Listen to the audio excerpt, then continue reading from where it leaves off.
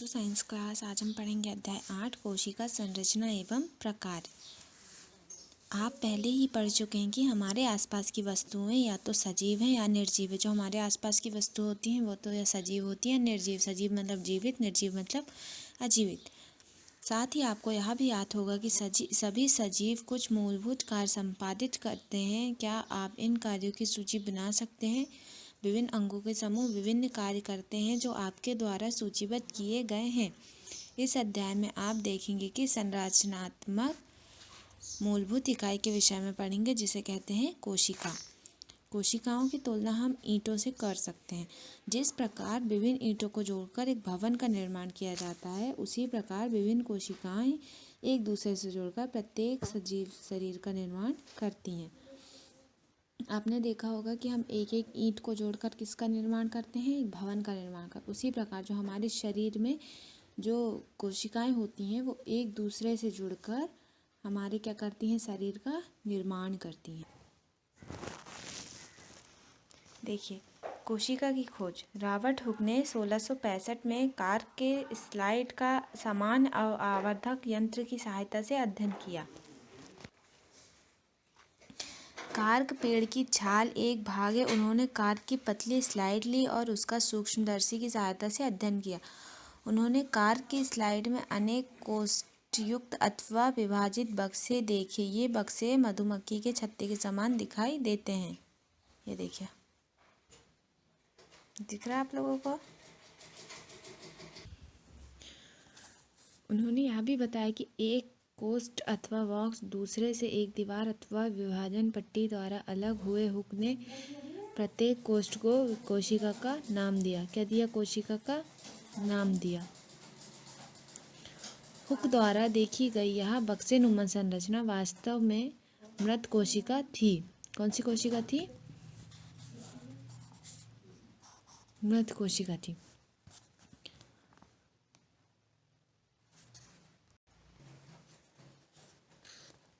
सजीवों की जीवित कोशिकाओं को संवर्धित सूक्ष्मदर्शी की खोज के बाद ही देखा जा सका। रॉबर्ट हुक ने प्रेक्षण के लगभग 150 वर्ष तक, कितने वर्ष तक? 150 वर्षों बाद तक भी कोशिका के विषय में बहुत कम जानकारी थी, है ना। आज हमें कोशिका की संरचना एवं कार्यों के विषय में बहुत अधिक जानकारी है। यह अधिक आवर्धन क्षमता वाले संवर्धित सूक्ष्मदर्शी एवं अन्य तकनीक द्वारा ही संभव हो सकता है ना। अब आते हैं अपन कोशिका में। भवन के लिए ईंट एवं सजीवों में कोशिका दोनों ही मूलभूत संरचना इकाई हैं। यद्यपि भवन निर्माण में एक समान ईंटों का प्रयोग होता है, परंतु उनकी आकृति, डिजाइन एवं साइज अलग अलग होते हैं। इस प्रकार सजीव जगत के जीव एक दूसरे से भिन्न होते हुए भी कोशिका के बने होते हैं। निर्जीव ईंट की अपेक्षा सजीवों की कोशिका संरचना क्या होती है? अधिक जटिल होती है। देखिए, हम भवन बनाने के लिए काय का उपयोग करते हैं? ईंटों का, है ना। उसको हम कोई भी आकृति, कोई भी डिज़ाइन या कोई भी साइज हम दे सकते हैं, ठीक है। तो वो और जो कोशिका से बनी होती हैं वो ईंट अपेक्षा निर्जीव ईंट की अपेक्षा सजीवों की कोशिका क्या होती है? अधिक जटिल होती है। देखिए, ईंट की दीवार दिख रही है आपको, और ये प्याज की झिल्ली है। जब अपन प्याज की झिल्ली को सूक्ष्मदर्शी में रखते हैं ना, तो उसकी झिल्ली हमको इस प्रकार नजर आती है, इस प्रकार के। चलिए, अब आते हैं अपन सजीवों में कोशिका की संरचना, आकृति एवं साइज में विभिन्नता होती है। वैज्ञानिक किस प्रकार सजीव कोशिकाओं का परीक्षण एवं अध्ययन करते हैं? वह सूक्ष्मदर्शी का उपयोग करते हैं, जिसकी सहायता से वस्तु के आवर्धिक प्रतिबिंब का अध्ययन किया जा सकता है। कोशिका की संरचना का विस्तृत अध्ययन करने के लिए अभिरंजक का उपयोग किया जाता है। किसका उपयोग किया जाता है? अभिरंजक का। पृथ्वी पर लाखों जीव हैं, वह आकृति एवं साइज में भिन्न हैं। उनके अंगों की आकृति, साइज एवं कोशिका की संख्या में भिन्नता होती है। आइए इनसे कुछ का अध्ययन करें। कोशिका की संख्या। क्या आप किसी लंबे वृक्ष अथवा हाथी जैसे विशाल जंतु के शरीर में पाई जाने वाली कोशिका की संख्या का अनुमान लगा सकते हैं? यह संख्या अरबों खरबों में हो सकती है। मनुष्य के शरीर में कई खरब कोशिकाएं पाई जाती हैं, जो आकृति एवं साइज में कैसी होती है? भिन्न होती है। कोशिकाओं के विभिन्न समूह अनेक प्रकार के कार्य करते हैं। ये देखिए, 1 अरब में कितने करोड़ होते हैं? 100 करोड़। और 1 करोड़ में 100 लाख होते हैं। वह जीव जिनका शरीर एक से अधिक कोशिकाओं का बना होता है क्या कहलाता है? बहुकोशिक।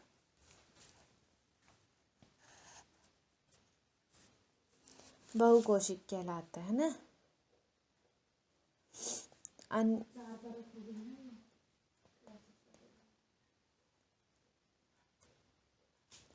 देखो, बहुकोशिक मल्टी सेलुलर मतलब मल्टी मतलब होता है अनेक, और सेलुलर मतलब होता है कोशिका। छोटे जीवों में कोशिकाओं की कम संख्या उनके क्रियाकलापों को किस प्रकार प्रभावित नहीं करती है? आपको जानकर आश्चर्य होगा कि अरबों कोशिकाओं वाले जीवों के जीवन का प्रारंभ एक कोशिका से ही क्या होता है? एक कोशिका से होता है ना, जो एक निषेचित अंडा है। निषेचित अंडा गुणन करता है तथा वृद्धि एवं परिवर्धन के साथ कोशिकाओं की संख्या कैसी हो जाती है? बढ़ जाती है। अब भी देखा अपन ने, अभी दिखाएंगे, रुको। दोनों जीव एकल कोशिका के बने होते हैं। एक कोशिकी वाले जीवों को क्या कहते हैं? एक कोशिकी, है ना, यूनिसेलुलर। यूनि मतलब होता है एक, और सेलुलर मतलब होता है कोशिका, है ना, यहाँ तक। ये देखिए, इसको बोलते हैं अमीबा। क्या बोलते हैं? अमीबा। अमीबा कोई भी आकार का हो सकता है, इसका कोई आकार नहीं होता, कोई साइज नहीं होता, ठीक है। ये जो आपको ये दिख रहा है, ये वो है अमीबा का क्या? केंद्रक। क्या बोलते हैं इसको? केंद्रक। और ये जो आपको ये भरा हुआ दिख रहा है, उसको बोलते हैं कोशिका द्रव। ये है अमीबा का डायग्राम, दिख रहा है, इसको बोलते हैं केंद्रक, इसको बोलते हैं कोशिका द्रव। अमीबा का कोई आकार नहीं होता। अब आएंगे पैरामीशियम में। ये देखिए, पैरामीशियम का क्या आकार का होता है? चप्पल के आकार का होता है। पैरामीशियम का आकार चप्पल के आकार का होता है। ये पैरामीशियम का केंद्रक है, और ये पैरामीशियम में जो उपस्थित है उसको कहते हैं कोशिका द्रव। अमीबा का कोई आकार नहीं होता, लेकिन पैरामीशियम किसके आकार का होता है? चप्पल के आकार का होता है। दिख रहा है सब लोगों को? अमीबा और पैरामीशियम। देखिए, एक कोशिकी जीव की वह सभी आवश्यक क्रियाएं करता है जो बहुकोशिकी जीवों द्वारा की जाती है। देखिए, एक कोशिकी जीव जैसे ही अमीबा भोजन का अंतर्ग्रहण करता है तथा पचाता है, और श्वसन, उत्सर्जन, वृद्धि एवं प्रजनन भी करता है। बहुकोशिक जीवों में यह सभी कार्य विशिष्ट कोशिकाओं के समूह द्वारा संपादित किए जाते हैं। कोशिका का यह समूह ऊतक का निर्माण करते हैं तथा विभिन्न ऊतक अंगों का निर्माण करते हैं। देखिए, अध्यापक अमीबा एवं पैरामीशियम की स्थायी स्लाइड सूक्ष्मदर्शी यंत्र से दिखा सकते। इसके अतिरिक्त अध्यापक तालाब से जल एकत्र करके स्लाइड बनाकर उस जल में उपस्थित जीवों की संख्या दिखा सकते। ये सूक्ष्मदर्शी जो होता है कि जिससे मतलब अपन अपनी आंखों से जिसको नहीं देख सकते उनके लिए काय का उपयोग करते हैं? सूक्ष्मदर्शी का उपयोग करते हैं। फिर एक कोशिका की आकृति। चित्र 8.3 को देखिए। चित्र में दर्शाया गया अमीबा की आकृति को आप किस प्रकार परिभाषित करेंगे? आप कह सकते हैं कि इसकी आकृति अनियमित होती है। वास्तव में अमीबा की कोई सुनिश्चित आकृति नहीं होती, यह अपनी आकृति बदलता रहता है। इसके मुख्य शरीर से बाहर की ओर परिवर्ती लंबाई है। प्रवर्ध उभरते हुए दिखाई देते हैं। इन्हें क्या कहते हैं? पादाप कहते हैं। जैसे कि आप कक्षा 7वीं में पढ़ चुके हैं कि यह प्रवर्ध अमीबा की गति के समय अथवा भोजन का अधिग्रहण करते समय बनते एवं बिगड़ते रहते हैं। अमीबा का क्या होता है? कोई आकार नहीं होता है, वो कोई भी आकार ले सकता है, ठीक है। अमीबा की बदलती हुई आकृति पदार्थ के बनने के कारण होती है, जो उसे गति प्रदान करने एवं भोजन ग्रहण करने में क्या करता है? सहायता करता है, ठीक। मनुष्य के रक्त में पाई जाने वाली श्वेत रक्त कणिका WBC भी एक कोशिकीय संरचना का उदाहरण है जो अपनी आकृति बदल सकती है। WBC एक कोशिका है, जबकि अमीबा एक पूर्ण विकसित जीव है जिसका स्वतंत्र अस्तित्व है। आपके विचार में उन जीवों में कोशिकाओं की आकृति कैसी होगी जिनमें लाखों कोशिकाएं होती हैं? मानव की विभिन्न प्रकार की कोशिका जैसे कि रक्त पेशी, तंत्रिका कोशिका दिखाई गई है। ये विभिन्न आकृति उनके विशिष्ट कार्यों से संबंधित है। कोशिका सामान्यतः गोली, चपटी, गोल अथवा लंबी होती है। कुछ कोशिकाएं लंबी होती हैं जिनके दोनों सिरे नुकीले होते हैं। इनका आकार तर्करूप होता है। कभी कभी कोशिकाएं बहुत लंबी होती हैं। कुछ कोशिकाएं शाखान्वित होती हैं, जैसे तंत्रिका कोशिका। तंत्रिका कोशिका संदेश प्राप्त कर उनका रूपांतरण करती। जो हमारी तंत्रिका कोशिका होती है वो क्या करती है? संदेश प्राप्त करके उसका रूपांतरण कर देती है, जिसके द्वारा यह शरीर में नियंत्रण एवं समन्वय का कार्य करती है। देखो, गोलाकार रक्त कोशिका है ना, और ये कौन सी है? तर्करूपी पेशी कोशिका। और ये लंबी शाखान्वित मतलब तंत्रिका कोशिका ये है।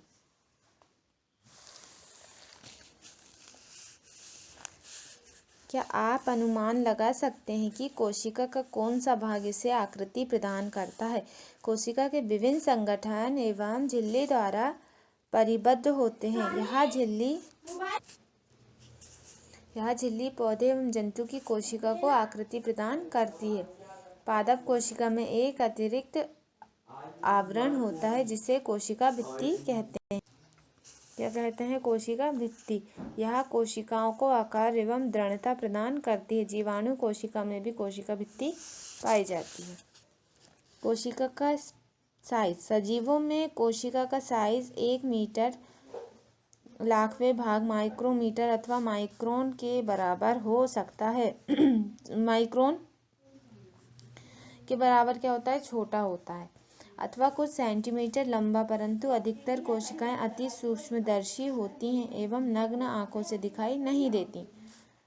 उन्हें सूक्ष्मदर्शी द्वारा पढ़ा अथवा आवर्धित करना आवश्यक है। सबसे छोटी कोशिका का साइज 0.1 से 0.5 माइक्रोमीटर है, जो कि जीवाणु कोशिका है। सबसे बड़ी कोशिका शुतुरमुर्ग का अंडा, जिसका साइज 170 mm × 130 mm होता है। इसका अंडा, शुतुरमुर्ग का अंडा। देखो, मुर्गी का एक अंडा उबालिए, उसका छिलका अलग करिए। क्या आप देखते हैं एक सफ़ेद पदार्थ केंद्र के पीले भाग को घेरे हुए है। सफ़ेद भाग एल्बुमिन है जो उबालने पर ठोस में परिवर्तित हो गया। पीला भाग यॉक है। यह एक एकल कोशिका का भाग है। आप इसे आवर्धक उपकरण के बिना भी देख सकते हैं। किसी कोशिका के साइज का संबंध किसी पौधे अथवा जंतु के साइज से नहीं होता। ऐसा बिल्कुल भी आवश्यक नहीं है कि हाथी की कोशिकाएं चूहे की कोशिका से बहुत अधिक बड़ी हो। कोशिका के साइज का संबंध उसके प्रकार से है। उदाहरण के लिए तंत्रिका कोशिका हाथी एवं चूहे दोनों में ही लंबी एवं शाखान्वित होती है। वह संदेश के स्थानांतरण का कार्य करती है। कोशिका संरचना एवं प्रकार। आप पढ़ चुके हैं कि प्रत्येक जीव के अनेक अंग होते हैं। आप कक्षा 7वीं में पाचन अंगों के विषय में पढ़ चुके, जो सम्मिलित रूप से पाचन तंत्र बनाते हैं।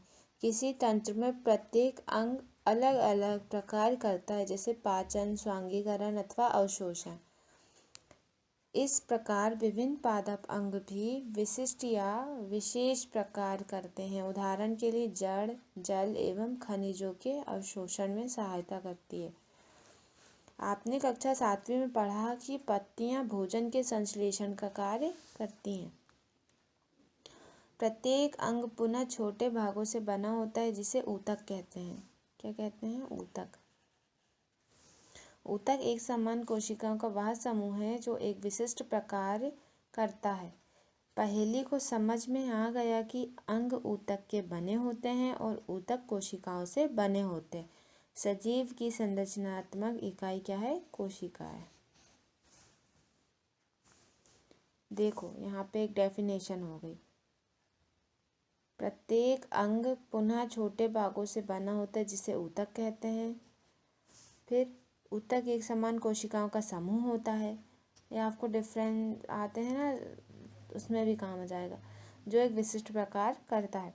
अब पहली जो थी उसको समझ में आ गया कि अंग ऊतक के बने होते हैं और ऊतक कोशिका से बनी होती है। और सजीव की संरचनात्मक इकाई क्या है? कोशिका है। अब आएंगे कोशिका के भाग। पहला होता है कोशिका झिल्ली। कोशिका के मूल घटक हैं कोशिका झिल्ली, कोशिका द्रव एवं केंद्रक। कोशिका के कौन कौन से मूल घटक हैं? कोशिका झिल्ली, कोशिका द्रव और केंद्रक। कोशिका द्रव एवं केंद्रक कोशिका झिल्ली के अंदर परिवृद्ध होते हैं।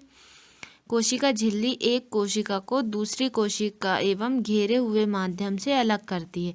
कोशिका झिल्ली, जिसे प्लाज्मा झिल्ली भी कहते हैं। कौन सी झिल्ली कहते हैं? प्लाज्मा झिल्ली। सरंध्र होती है तथा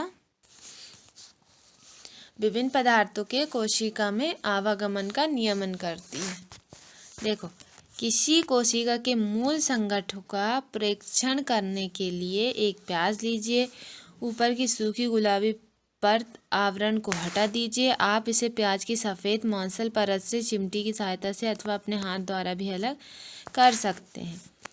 आप प्याज को तोड़कर भी इसकी पतली झिल्ली को अलग कर सकते हैं। प्याज की झिल्ली का एक छोटा टुकड़ा कांच की स्लाइड पर जल की बूंदों में रखिए। पतली झिल्ली को ब्लेड या चिमटी की सहायता से छोटे टुकड़ों में काटा जा सकता है। इस पर मिथाइलिन ब्लू की एक बूंद डालकर कवर स्लिप कर रखिए। कवर स्लिप रखते समय इस बात का ध्यान रखिए कि कवर स्लिप के अंदर वायु में के बुलबुले ना हों। सूक्ष्मदर्शी के नीचे स्लाइड का परीक्षण कीजिए। इसका आरेख बनाकर निम्नांकित कीजिए। आप इसकी तुलना चित्र 8.5 से कर सकते हैं।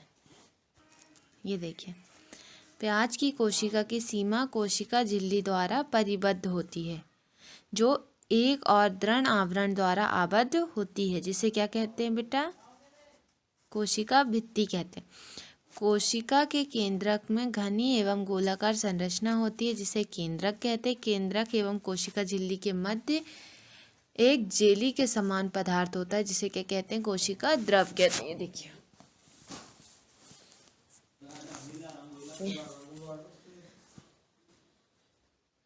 इसको क्या कहते हैं बेटा? ये प्याज की झिल्ली हो गई। इसको क्या कहते हैं? केंद्रक। और ये जो आसपास भरा हुआ है वो कोशिका द्रव। ये क्या है? प्याज की झिल्ली की कोशिकाएं हैं। ये दिख रहा है आपको?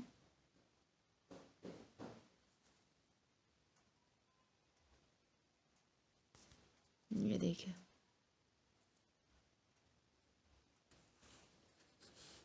हम पहले ही पढ़ चुके हैं कि कोशिका झिल्ली कोशिका को आकार प्रदान करती है। पौधों में कोशिका झिल्ली के अतिरिक्त एक बाहरी मोटी परत होती है, जिसे क्या कहते हैं? कोशिका भित्ति। कोशिका झिल्ली को आवृत करने वाली यह अतिरिक्त संरचना पौधे की कोशिकाओं की सुरक्षा के लिए आवश्यक है। पादप कोशिकाओं को ताप में परिवर्तन, तीव्र गति से चलने वाली वायु, वायुमंडलीय नमी इत्यादि विभिन्न परिवर्तनों से सुरक्षा की आवश्यकता होती है। वह इन परिवर्तनों से प्रभावित है क्योंकि वे चल नहीं सकते। कोशिका का परीक्षण ट्रांडेस्केंशिया, इलोडिया अथवा रोइयो की पत्ती की झिल्ली में भी किया जा सकता है। आप इनकी स्लाइड भी उसी प्रकार बना सकते हैं जिस प्रकार प्याज की झिल्ली की स्लाइड बनाई थी। पहली ने बूझों से पूछा कि क्या वह जंतु कोशिका का भी परीक्षण कर सकते हैं। देखिए, एक स्वच्छ दांत खोदनी अथवा माचिस की तीली जिसका मसाले वाला सिर तोड़कर हटा दिया गया हो लीजिए। इनकी सहायता से गाल की आंतरिक परत को भी धीरे से खुरचिए। इस कांच की स्लाइड पर रखे पानी में रखे इसमें आयोडीन विलयन की एक बूंद डालकर इस पर कवर स्लिप रखिए। आयोडीन विलयन के स्थान पर आप मिथाइलिन ब्लू की 1-2 बूंद डाल सकते हैं। सूक्ष्मदर्शी के नीचे इसका परीक्षण कीजिए। आपको खुरची हुई परत में अनेक कोशिकाएं दिखाई देंगी। आप कोशिका भित्ति, कोशिका द्रव एवं केंद्रक को पहचान सकते हैं। जंतु कोशिका में कोशिका भित्ति अनुपस्थित होती है। जंतु कोशिका में कोशिका भित्ति नहीं पाई जाती।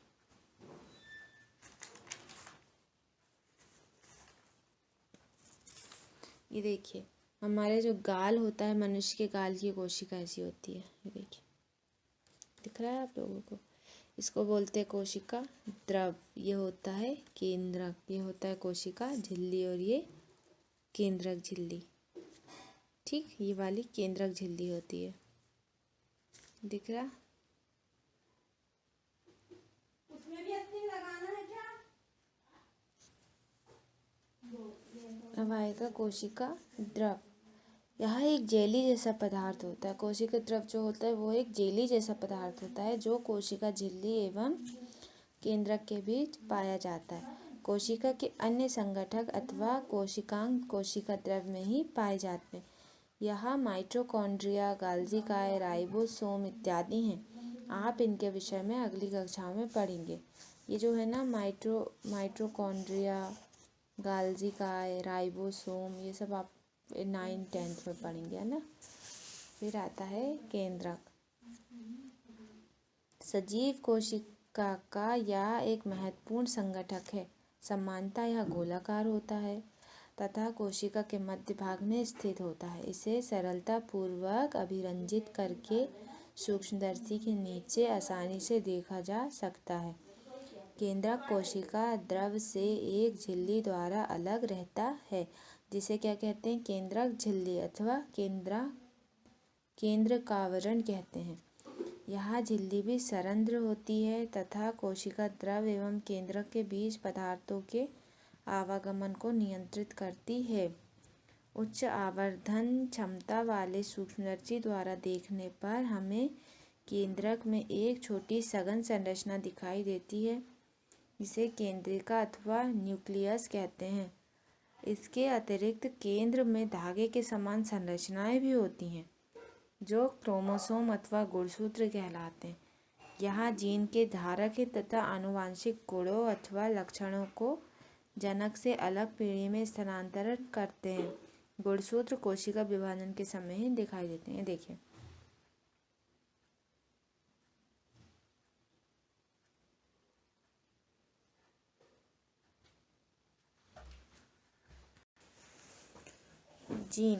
जीन सजीव में आनुवांशिक की इकाई है। यह जनक से संतति को आनुवांशिक लक्षण के स्थानांतरण का नियंत्रण करते हैं। इसका अर्थ है कि आपके माता पिता के कुछ लक्षण उनसे आपको प्राप्त हुए हैं। यदि आपके पिताजी की आँख भूरी है तो संभव है कि आपकी आँख भी भूरी होगी।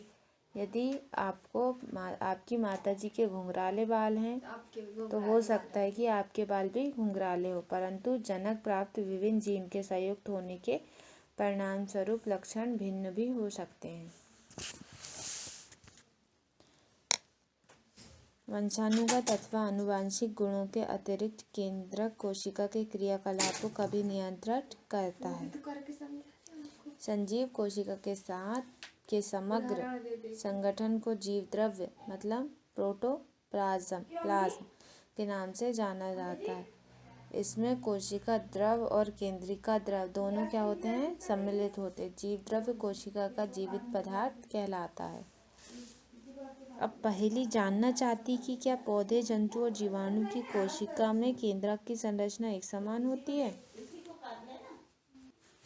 बेटा, जो जीन होता है ना वो जेनेटिक्स होता है। जैसे इसके कम से कम गुण माता पिता से मिलते हैं, पता है। जैसे माँ बाप, अभी जैसे इसने बताया कि अगर आपके पापा की आँख भूरी है तो आपकी भी आँख भूरी होगी। कुछ चीज़ें ऐसी मिलती जुलती रहती हैं, है ना। अब पहले तो जानना चाहती है, तो देखो, जीवाणु कोशिका का केंद्रक बहुकोशिकीय जीवों के केंद्रक के समान सुसंगठित नहीं होता। इसमें केंद्रक झिल्ली अनुपस्थित होती है। क्या होती है? इसमें केंद्रक झिल्ली अनुपस्थित होती है। ऐसी कोशिकाएं जिनमें केंद्रक पदार्थ केंद्रक झिल्ली के बिना होता है प्रोकैरियोटिक कोशिका कहलाता है। इस प्रकार की कोशिका वाले जीव प्रोकैरियोट्स कहलाते हैं। जीवाणु और नीले हरे शैवाल इनके उदाहरण हैं। प्याज की झिल्ली एवं गाल की कोशिका जैसे कोशिकाओं में झिल्ली युक्त सुसंगठित केंद्रक पाया जाता है, वे यूकेरियोटिक कोशिका कहलाती हैं। ऐसी कोशिकाएं वाले जीव यूकेरियोट्स कहलाते हैं। प्रोकैरियोटिक कोशिका के उदाहरण कौन कौन से हैं? नीले हरे शैवाल। ठीक है। प्रोकैरियोटिक कोशिका, और इस प्रकार के जो कोशिका वाले जीव होते हैं वो प्रोकैरियोट्स कहलाते हैं। ठीक है। और इसके उदाहरण है नीली हरी शैवाल है। जो गाल की, अब भी देखे थे अपन ने गाल की कोशिका, प्याज की झिल्ली है ना, देखे थे ना, उसमें क्या होता है? सुसंगठित केंद्रक पाया जाता है। काय में? प्याज की झिल्ली और गाल की कोशिका में, यूकेरियोटिक कोशिका।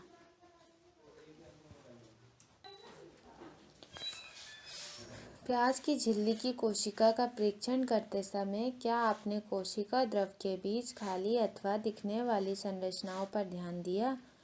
इन्हें रिक्तिका कहते हैं। यह मात्र एक एवं बड़ी हो सकती है, जैसे कि प्याज की झिल्ली की कोशिका में दिखाई देती है। गाल कोशिका में अनेक छोटी छोटी रिक्तिकाएं होती हैं। यह बड़ी रिक्तिकाएं आमतौर पर पौधों की कोशिकाओं में पाई जाती हैं। जंतुओं में ये रिक्तिकाएं बहुत छोटी होती हैं। ट्राडेस्केंशिया पत्ती की कोशिकाओं में आपने अनेक छोटी रंगीन संरचनाएं देखी होगी। वे पत्ती की कोशिकाओं के कोशिका द्रव में छितरी रहती है। इन्हें प्लेजिड कहते हैं। यहाँ विभिन्न रंगों के होते हैं। उनमें से कुछ में हरा रंजक उपस्थित होता है, जिसे क्या कहते हैं? क्लोरोफिल कहते हैं। हरे रंग के प्लेजिड्स को क्लोरोप्लास्ट अथवा हरित लवक कहते हैं। वे पत्तियों को हरा रंग प्रदान करते हैं। आपको याद होगा कि पत्तियों के क्लोरोप्लास्ट में उपस्थित क्लोरोफिल प्रकाश संश्लेषण के लिए आवश्यक है। जो पौधे भोजन बनाते हैं, तो भोजन कौन बनाता है? पौधों की पत्ती। काई की शायद पौधों की पत्ती भी क्या होता है बेटा? क्लोरोप्लास्ट या हरित लवक होता है, जो क्लोरोफिल प्रकाश संश्लेषण के लिए क्या होता है? बहुत आवश्यक होता है ना। इससे वो भोजन बनाते हैं। कैसे? क्लोरोफिल प्रकाश संश्लेषण के बहुत आवश्यक होता है उसमें। और क्लोरोप्लास्ट पत्तियों के क्लोरोप्लास्ट में उपस्थित क्या होता है? क्लोरोफिल प्रकाश संश्लेषण। क्लोरोप्लास्ट अथवा हरित लवक वो एक ही होते हैं, है ना। फिर आता है पादप एवं जंतु कोशिका की तुलना। यदि आप देखो बेटा, पादप एवं जंतु कोशिका की तुलना, यदि आप पिछले क्रियाकलाप 8.3 एवं 8.4 को याद करें तो आप उसके आधार पर पादप कोशिका एवं जंतु कोशिका की संरचना की तुलना कर सकते हैं। आइए पादप एवं जंतु कोशिकाओं की समानताओं और अंतर को सूचीबद्ध करें। सारणी 8.1 में केवल कुछ ही लक्षणों का उल्लेख किया गया है। आप और लक्षणों का उल्लेख कर सकते हैं।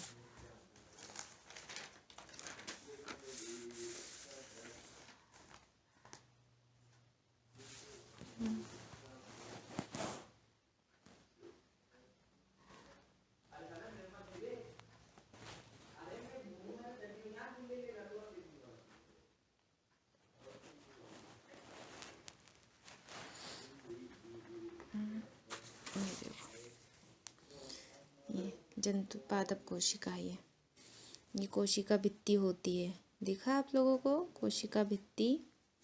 ये हरित लवक है। ओके, ये जो है वो रिक्तिका है, जो दोनों में पाई जाती है। कोशिका झिल्ली भी दोनों में पाई जाती है। कोशिका द्रव भी दोनों में पाई जाता है और केंद्रक भी दोनों में पाया जाता है। दिख रहा है? देखिए, जो कोशिका झिल्ली होती है वो जंतु कोशिका में भी और पादप कोशिका में दोनों में पाई जाती है। रिक्तिका भी जंतु कोशिका और पादप कोशिका दोनों में पाया जाता है। केंद्रक जो होता है वो भी जंतु कोशिका और पादप कोशिका दोनों में पाया जाता है। कोशिका द्रव्य जंतु और पादप दोनों कोशिका में पाया जाता है, लेकिन हरित लवक सिर्फ पादप कोशिका में पाया जाता है और कोशिका भित्ति भी सिर्फ पादप कोशिका में पाई जाती है। अधिकतर जीवों में छोटी संरचना दिखाई देती है जिन्हें अंग कहते हैं। सभी अंग और भी छोटे भागों से बने होते हैं। किसी जीव की सूक्ष्मतम जीवित संरचना को क्या कहते हैं? कोशिका कहते हैं। ये डेफिनेशन मिल रही है यहाँ पे। ठीक। फिर सर्वप्रथम कॉर्क की कोशिका की खोज रॉबर्ट हुक ने सन 1665 में की थी। क्वेश्चन आया कि रॉबर्ट हुक ने सर्वप्रथम कॉर्क की कोशिकाओं की खोज किस सन में की थी? तो आप क्या लिखेंगे? 1665 में। कोशिकाओं की विविध आकृतियाँ एवं साइज परिलक्षित होते हैं। विभिन्न जीवों में कोशिकाओं की संख्या भी विविध है। कुछ कोशिकाएं बहुत बड़ी हैं जिन्हें नग्न आँखों से देखा जा सकता है, और कुछ कोशिकाएं बहुत छोटी होती हैं जिन्हें हम अपनी नग्न आँखों से नहीं देख सकते। उसके लिए हमें काय की सहायता लेना पड़ेगा? सूक्ष्मदर्शी की। तो जिसको हम अपनी आँखों से देख सकते हैं वो क्या कहलाता है? मुर्गी का अंडा। कुछ जीव मात्र एक कोशिका के, एक अन्य जीव अनेक कोशिकाओं के बने होते हैं, है ना। एक कोशिक जीवों में एकल कोशिका ही वे सभी मूलभूत प्रकार करती है जो बहुकोशिक जीवों में विशिष्ट कोशिकाओं के समूह द्वारा क्या होती है बेटा? संपादित की जाती है ना। एक कोशिक जीवों में एकल कोशिका ही वे सभी मूलभूत प्रकार करती है जो बहुकोशिक जीवों में विशिष्ट कोशिकाओं के समूह द्वारा संपादित की जाती है। कोशिका के 3 मुख्य भाग हैं: कोशिका झिल्ली, कोशिका द्रव जिसमें छोटी छोटी संरचनाएं पाई जाती हैं, एवं केंद्रक। कोशिका के 3 भाग होते हैं। कौन कौन से? कोशिका झिल्ली, कोशिका द्रव और केंद्रक। केंद्रक और कोशिका द्रव को केंद्रक झिल्ली अलग करती है। कोशिका जिसमें सुसंगठित केंद्रक नहीं होता अर्थात केंद्रक झिल्ली अनुपस्थित होती है, वह प्रोकैरियोटिक कोशिका कहलाती है। पादप कोशिका जंतु कोशिका से भिन्न है क्योंकि इसमें कोशिका झिल्ली के बाहर कोशिका भित्ति होती है। रंगीन संरचनाएं जिन्हें प्लेजिस्ट कहते हैं केवल पादप कोशिका में ही पाई जाती है। हरे प्लेजिस्ट जिनमें क्लोरोफिल पाया जाता है क्लोरोप्लास्ट कहलाता है। पादप कोशिका में एक बड़ी केंद्रीय रिक्तिका होती है जबकि जंतु कोशिका में अनेक छोटी छोटी रिक्तिकाएं पाई जाती हैं। पादप कोशिका में क्या होता है? एक बड़ी केंद्रीय रिक्तिका होती है ना, और जंतु कोशिका में छोटी छोटी रिक्तिकाएं पाई जाती हैं। बेटा जो अभी अपन ने पढ़े इसका और बड़े रूप में पढ़ने के लिए आगे की क्लासों में इसमें थोड़ा, अब इसमें तो छोटा छोटा है, जो अपन जब 9th 10th या 11th 12th या first year second year final करेंगे जब इसमें इसका बहुत बड़े बड़े रूप अपन को पढ़ने को मिलेगा।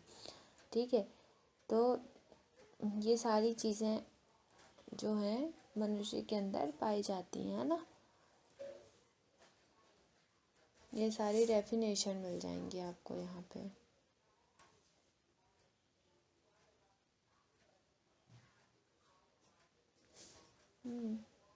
तो बेटा देखिए ये सब तो आपने देखा है, एक बार इसको और देख लीजिए, है ना। इसके बाद एक बार और हम डायग्राम बता दे रहे हैं आप लोगों को, डायग्राम, तो आप लोग उसको एक बार और अपने देख लीजिए, है ना। ये देखिए, ये बेटा अमीबा, क्या है ये? अमीबा। अमीबा का कोई आकार नहीं होता, कोई आकृति नहीं होती, वो अपने मन अपने उससे जो चाहे वो आकार ले सकता है ना। तो जो ये देखिए ये अमीबा है, क्या है ये? अमीबा है ना, अमीबा है ये। तो इसका ये जो होता है वो क्या होता है बेटा? केंद्रक होता है। अमीबा का क्या होता है? ये केंद्रक है। और ये क्या है? कोशिका द्रव्य है। अब ये उसी प्रकार आएगा पैरामीशियम। तो पैरामीशियम का जो साइज़ होता है, जो आकार होता है, वह किसके आकार के जैसा होता है? चप्पल के आकार द्वारा। दिख रहा है ना आप लोगों को? चप्पल के आकार जैसा होता है। उसमें भी केंद्रक और कोशिका द्रव पाया जाता है। काय में? पैरामीशियम में और अमीबा में भी, है ना, दोनों में। दिख रहा है? अमीबा का कोई आकार नहीं होता है और पैरामीशियम चप्पल के आकार का होता है। अमीबा में कोशिका द्रव पाया जाता है, पैरामीशियम में भी कोशिका द्रव पाया जाता है। अमीबा में एक केंद्रक होता है, पैरामीशियम में भी एक केंद्रक होता है। फिर आते हैं बेटा अपन प्याज की झिल्ली में। ये देखिए, प्याज की झिल्ली ईंटों के समान दिखाई देती है। दिख रही है सबको? ईंटों के समान। अपन ईंट को इकट्ठा करके क्या करते हैं? भवन या घर या बिल्डिंग बनाते हैं ना। उसी प्रकार ये जो प्याज की ये कोशिकाएं होती हैं, वो पूरी कोशिकाएं मिलकर क्या बनाती हैं? हमारे शरीर का निर्माण करती हैं। ये दिख रही है ना आपको प्याज की झिल्ली? इसको ये देखिए बेटा, इसका ये है केंद्रक, है ना। इसमें भी क्या पाया जाता है? कोशिका द्रव पाया जाता है। दिख रही है आपको? ईंट जैसी संरचनाएं हैं इसकी। कोशिका मिलकर क्या करती है? जब एक ईंट मिलकर, कई ईंट मिलकर भवन का निर्माण करती हैं, ऐसे ही कई कोशिका मिलकर हमारे शरीर का निर्माण करती हैं।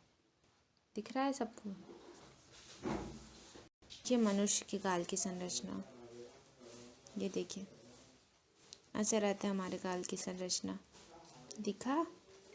इसमें केंद्रक झिल्ली होती है, कोशिका झिल्ली होती है, कोशिका द्रव भरा हुआ है, केंद्रक होता है।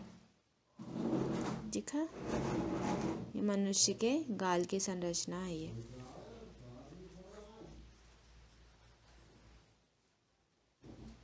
दिख रहा है सबको, है ना। मनुष्य के गाल की संरचना ऐसी होती है, मनुष्य के गाल की संरचना। इसमें केंद्रक, कोशिका द्रव, केंद्रक झिल्ली, कोशिका झिल्ली, ये सब उपस्थित होती हैं। ध्यान से देखिए।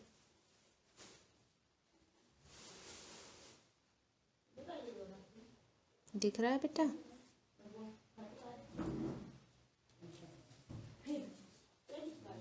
आप लोग इसका स्क्रीनशॉट ले लेना, है ना, और इस डायग्राम को बना के देख लेना। फिर आएंगे अपन पादप कोशिका में। देखिए, सेम होता है दोनों में।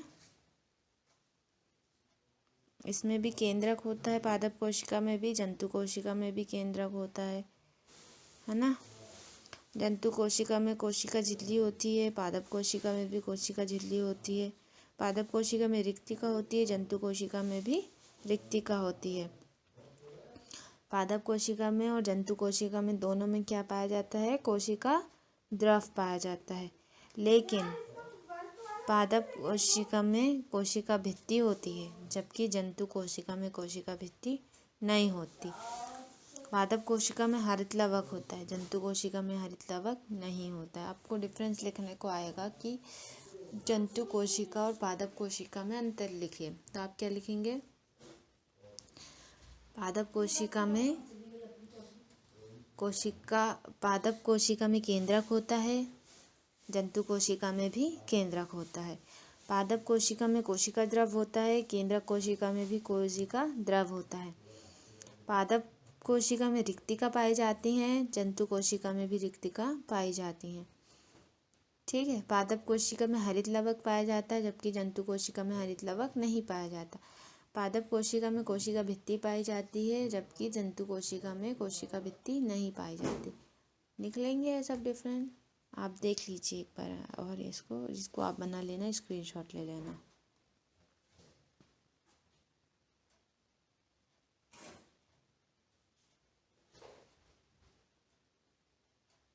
देखिए, ध्यान से देखिए सब। इसको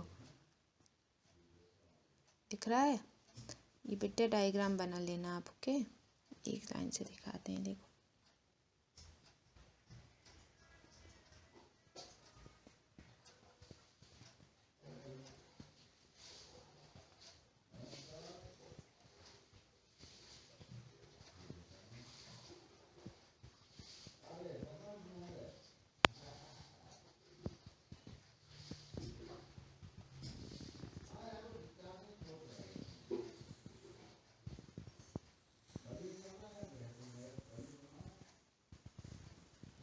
ये इसी का है बेटा, ये और ये सेम है।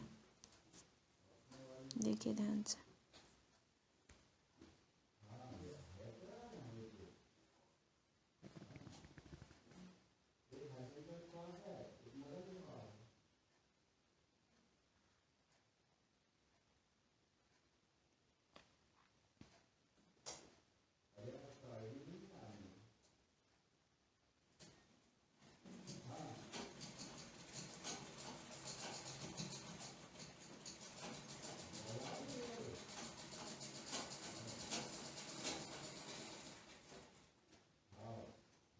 दिख रहा है बेटा? ध्यान से देखना है इसको। आप वीडियो रोक के भी आप इसका डायग्राम बना सकते हैं, ठीक है?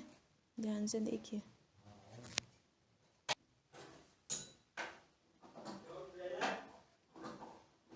ध्यान से देखो। हाँ,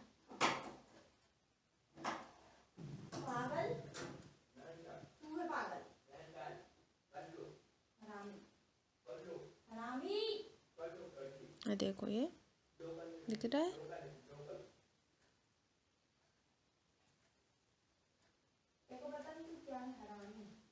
ये है ना, ध्यान से देखो।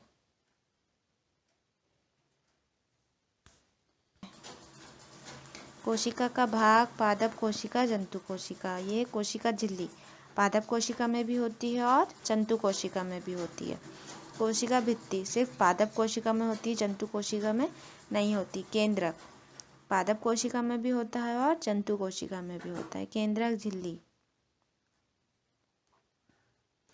पादप कोशिका में भी होती है और जंतु कोशिका में भी होती है। कोशिका द्रव पादप कोशिका में भी होता है और जंतु कोशिका में भी होता है। प्लेजिस्ट रिक्तिकाएं, है ना?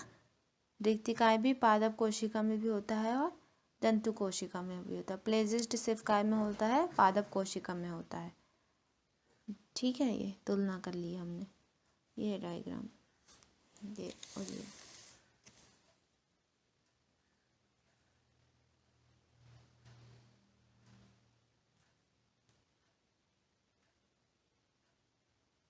तो ध्यान से देखिए।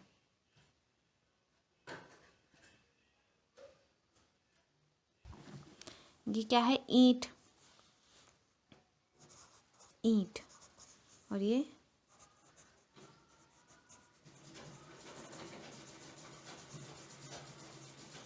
प्याज की झिल्ली है। देखिए, ईंट से अपन कई ईंट से क्या कर सकते हैं? एक भवन का निर्माण कर सकते हैं। ऐसे ही कई कोशिकाओं से हम अपने एक मानव शरीर बनता है ना? ये प्याज की झिल्ली है, दिख रहा है? प्याज की झिल्ली है ये भी ईंटों जैसी होती है। ये ईंट है और ये प्याज की झिल्ली। देखो,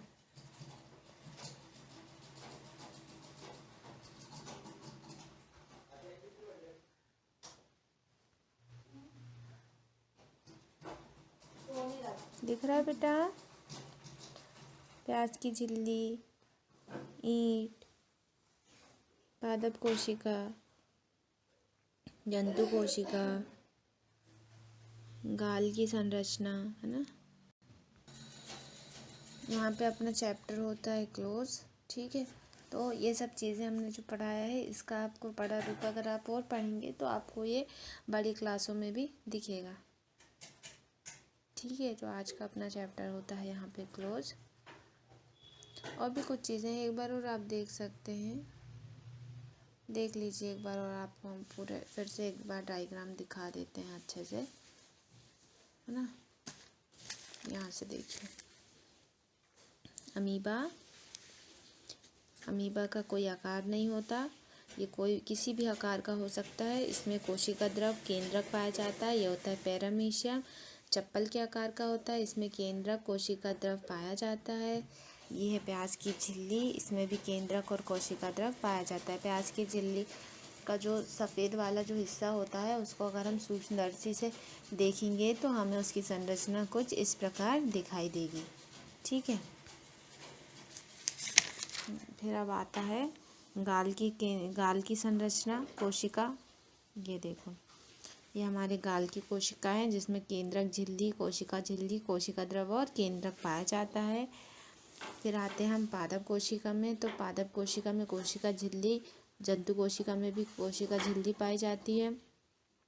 पादप और जंतु दोनों में रिक्तिका पाई जाती हैं।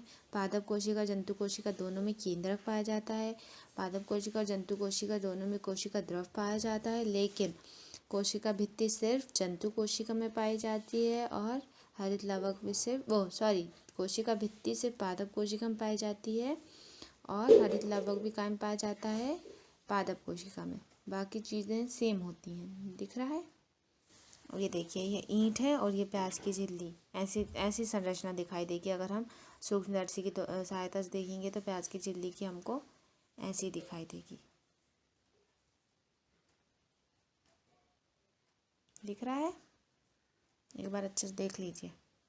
और इसको कॉपी में बना लेना अपनी नोटबुक में।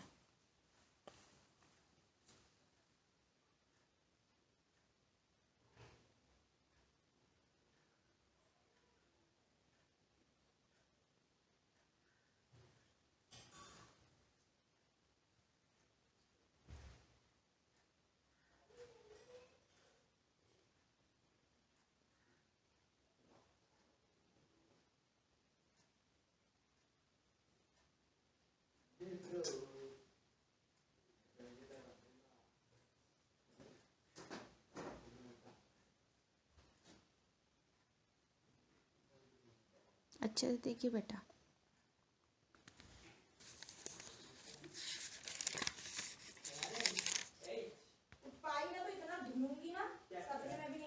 ना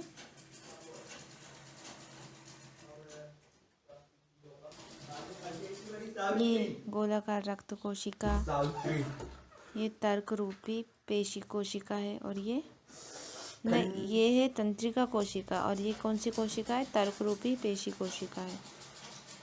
ये गोलाकार रक्त कोशिकाएं हैं, यह तंत्रिका कोशिका है, और ये तर्क रूपी पेशी कोशिका है।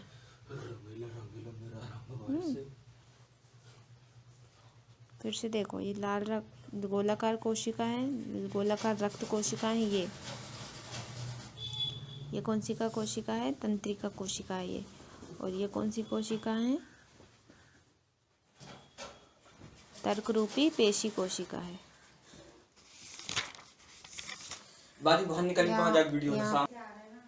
यहाँ पे अपना होता है चैप्टर क्लोज।